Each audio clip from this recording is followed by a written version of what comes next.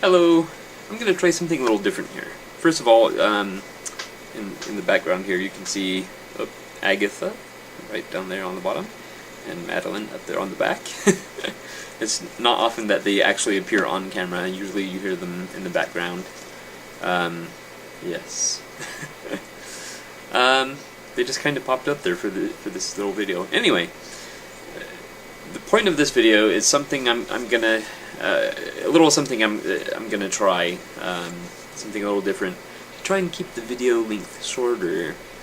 What I've decided to do is, after listening to a record, as opposed to after purchasing like a big bunch of records, after listening to a record, I will show it to you and talk about it just for a minute or two. So the first one that I'm going to talk about, I'm sorry girls, but I have to hide you here, but is Slim Whitman, Ramblin' Rose. Now, there was a time in my life where I was very much into country western, primarily because of my dad, actually. That was mostly what he listened to, country western, you know, Johnny Cash, Willie Nelson, the Mandrells, who else? I don't know. Anyway, so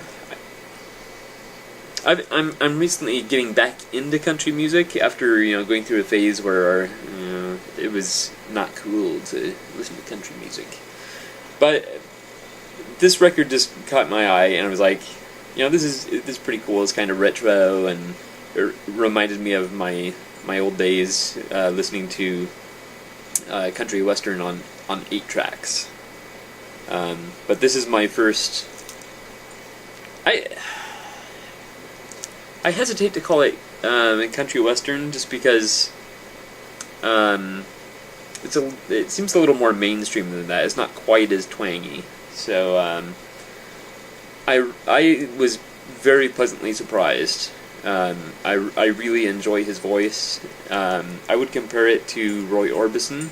Not quite as elegant or soothing, perhaps one might say, but very, very similar. Just a hint more twang in it. Although Roy Orbison had, you know, he had a little twang in his voice, or he could anyway. Yeah, so I was very pleasantly surprised by this one. It was just one I randomly picked up at a thrift shop, but when I was going to play it, I realized, you know, I took the record out and I was like, it still kind of feels like there's something in there. So, unbeknownst to me, there was another record hiding, and this one that was just kind of hiding in there. You know, obviously I don't have the jacket to it, but it's Moonlight and Roses by Jim Reeves. I've not listened to that one yet, and that's beyond the topic of this video. You know, maybe I'll cover that one separately. But yes, this album, I ended up really enjoying it, and it flew by. It was very very relaxing, and had hints of like Spanish guitar, hints of Mexico, that sort of thing. I don't know if I could be completely off on this, but just the kind of look here, this kind of makes me think of what they call Texicans. I have no idea if that's the case.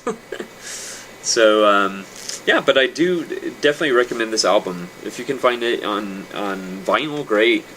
Any other place, whether it's online or iTunes or whatever, I would recommend Slim Whitman's Ramblin' Rose. And actually, the title track, it was good. It didn't really catch me though. The one I really enjoyed was The Wayward Son on side 2. That I think there you could really pick up some of the Roy Orbison elements there. Look at this, I'm almost at 5 minutes. Okay, and then kind of a, I don't know, the next track, Ramona, is very not twangy, very jangly, almost too jangly for my liking. So that I would probably consider the low point of the album, but definitely the Wayward Wind, and it's actually not written by Mr. Slim Whitman. Some of the tracks are, or maybe not. Maybe not. I was wrong. Anyway, it's still worth a listen, even if he didn't write the music. Perhaps they're covers. Actually, I think they are cover songs. Anyway, check it out.